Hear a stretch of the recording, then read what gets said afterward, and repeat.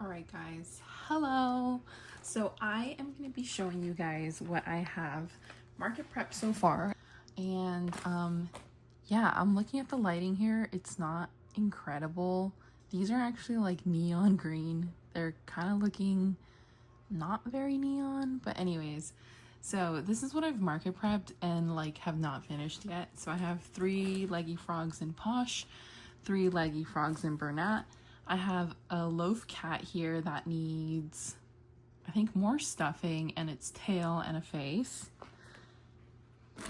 Loaf cat, and this one I did with a white belly, so cute. Another loaf cat, he needs eyes, everything, they all need stuff. Loaf cat. Here I have a chicken body. More chickens.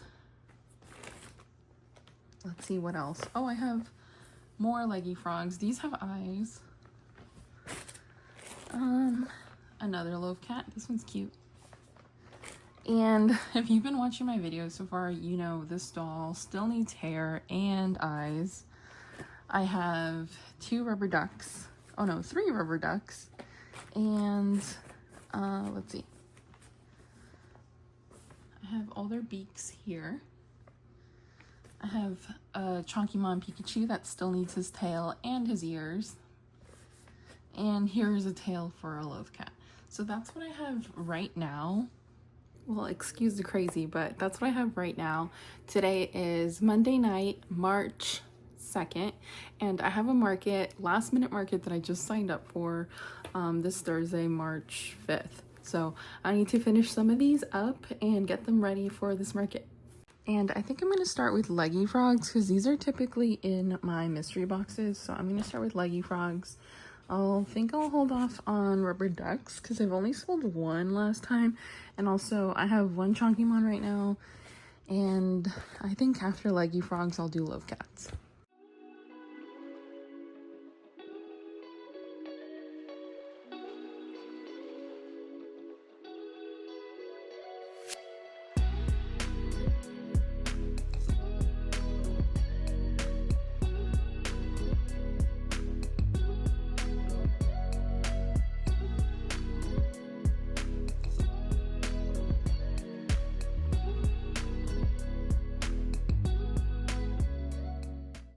Alright, so this is where I'm gonna be stopping for the night.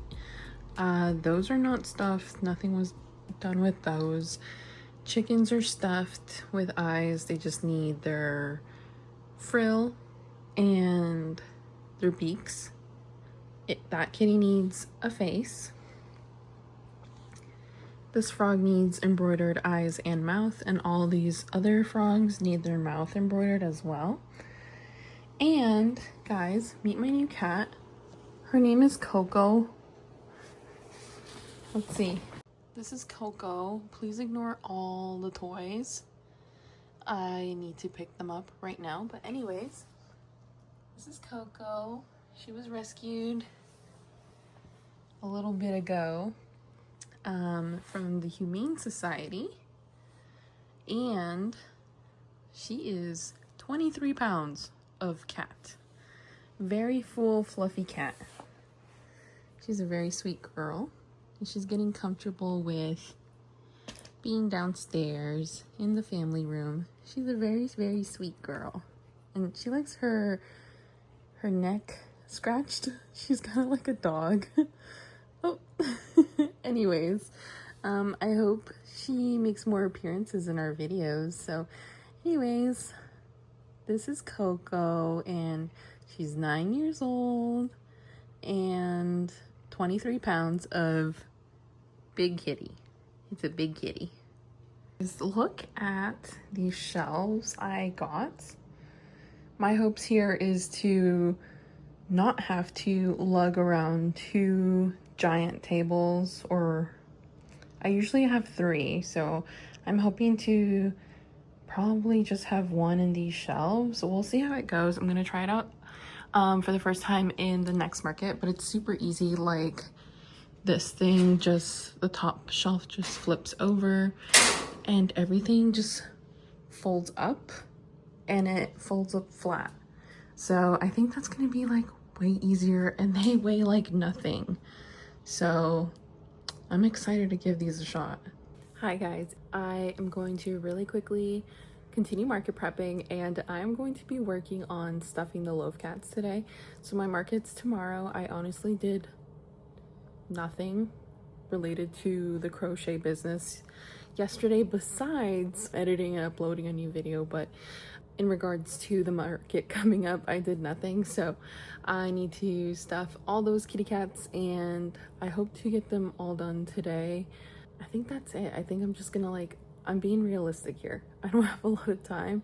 It's like 2 p.m. but my son's gonna wake up here probably in like 30 minutes, so I need to hurry.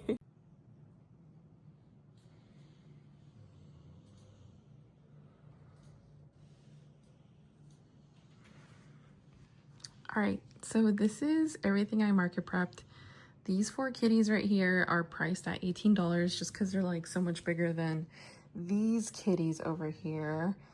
So this is with that new Big Twist fluff yarn, and then Big Twist plush Rip Joanne. We can no longer get this yarn.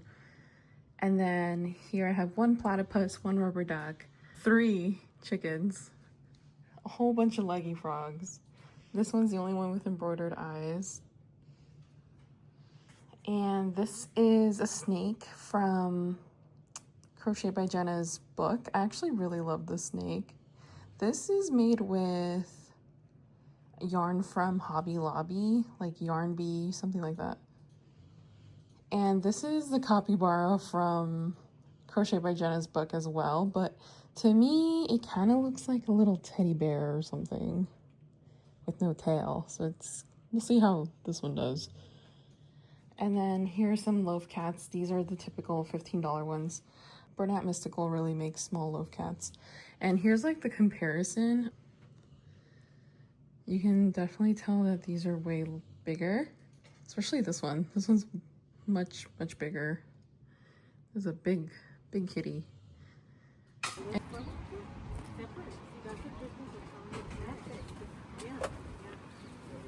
You don't get paid right away.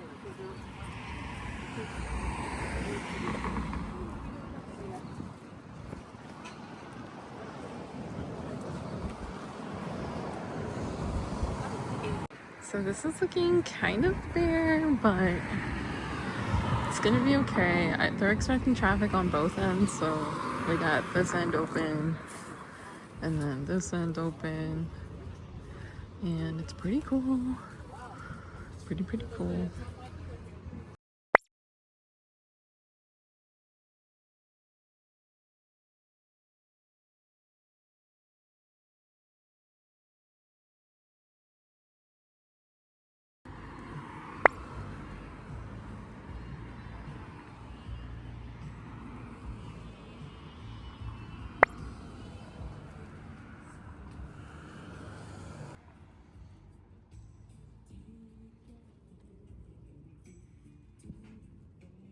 All right guys, and we're back. So it's been about 2 weeks since that market. I was extremely disappointed, okay? It was tough. I felt so bad because I asked my parents to come and babysit while we went to that market, and it honestly took all day, and I ended up with a whopping negative $14. So I sold, obviously the fee was $50, and I sold 6 keychains. And I had them priced at 2 for $12. So it was so disappointing. That's all I sold.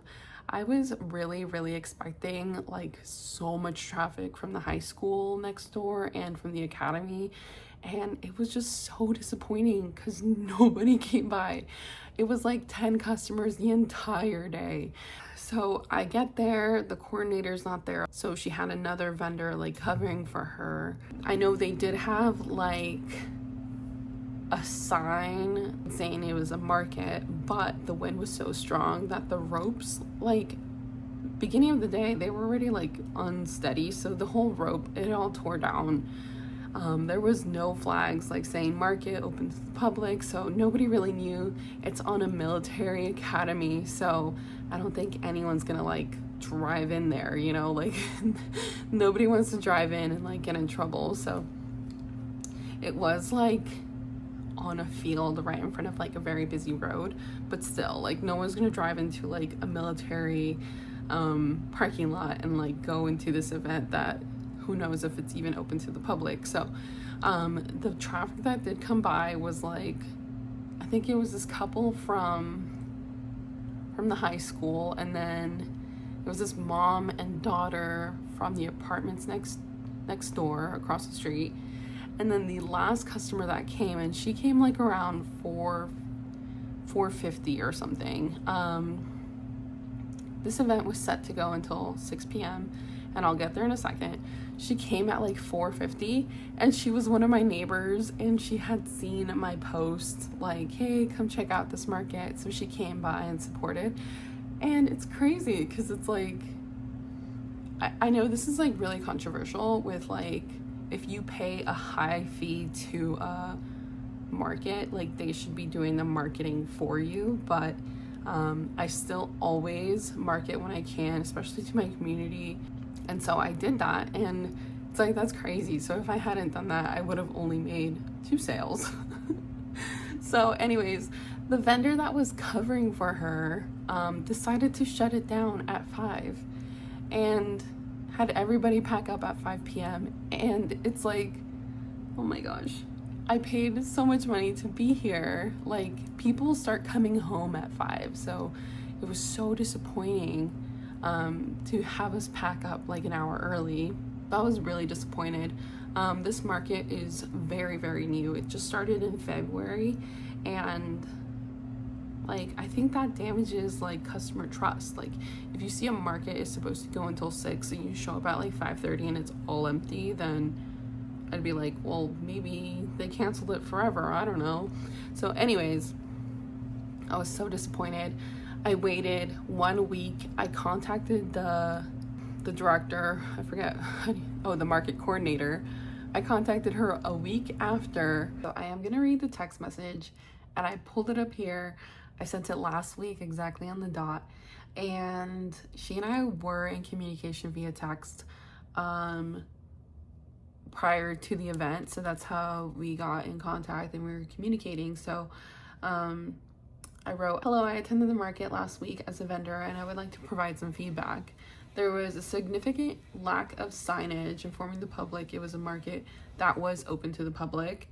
There were nearly 10 customers who came by the entire market time. The vendor covering for you had us all pack up an hour early at 5 p.m. due to the lack of traffic, and expressed how we were a little bit misled with the amount of patrons expected. So on Facebook, this is how I found the event. She marketed as like 10 vendors, 100 customers expected.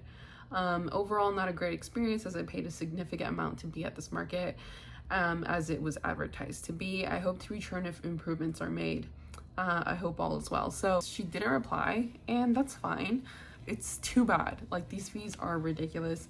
I do think like it's not a market for me, just because of the fees. Like, the time it takes me to make these handmade items doesn't provide like the return on investment, basically. So there were other vendors. The guy next to me, he sold these like handmade Persian rugs, absolutely beautiful, but he told me like, if I sell 1 rug, I made the fee. And it's like, yeah. So I asked him, how much is your runner? Like, he had this beautiful runner, like vibrant colors. I was like tempted. I'm like, I want it. But I asked him, how much is it? He said $200. So, okay, yeah, if you sell 1 rug, you made it, right? You made a profit right there. So, yeah, I just don't think this market is for me. It's not curated for handmade items. The person on the other side of me, the vendor covering for her, she sells bags that are handmade from Guadalajara, but she doesn't personally make them herself, so she probably buys them like wholesale. She did say her aunt makes them, so she probably buys them wholesale from her aunt. Another vendor there was selling Avon, so obviously this market is not for me. And I think where I failed is to check out the market before I paid the significant fee to be in attendance of that market. I think I jumped the gun on this, and I was so excited to find this new market that I really wanted to be a part of, and I really should have done more research. I do want to say some positives though. So my shelves that collapsed, they worked out fabulous. I do think though that I do need 2 tables, and I don't remember if my tables are 8 feet or 6 feet. I think they're 6 feet. I do need 2 6-foot tables, and I think I'll do like an L, and I'll be behind one of the tables, and the shelves will be on one of the sides, because I typically don't have like an end corner. I have like a middle booth usually. So anyways, and I like to be behind a table so I can be working. So that's a positive. Chowder's here. Chowder.